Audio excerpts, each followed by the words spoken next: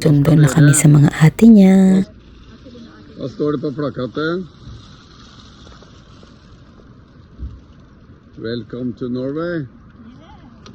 Ja.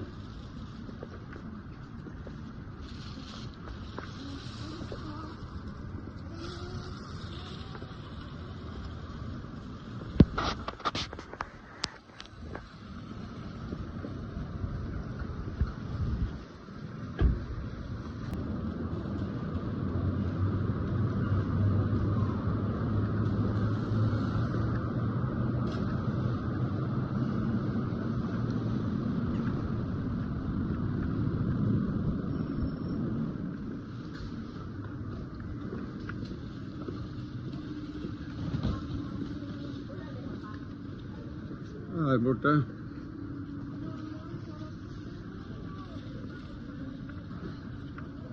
Hintay kami ng 1 oras bago sila lumabas. A few moments later.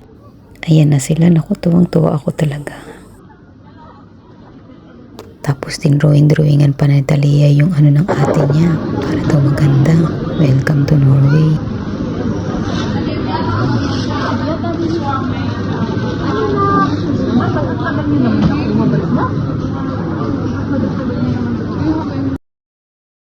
Si Talia na busy sa mga ano niya, color pencils. Hag din si Uncle Tron, kaya na ikot na yung camera.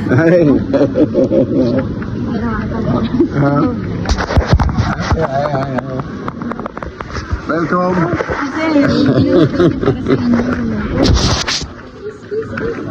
Abangan ang mga susunod naming videos with Kambal in Norway.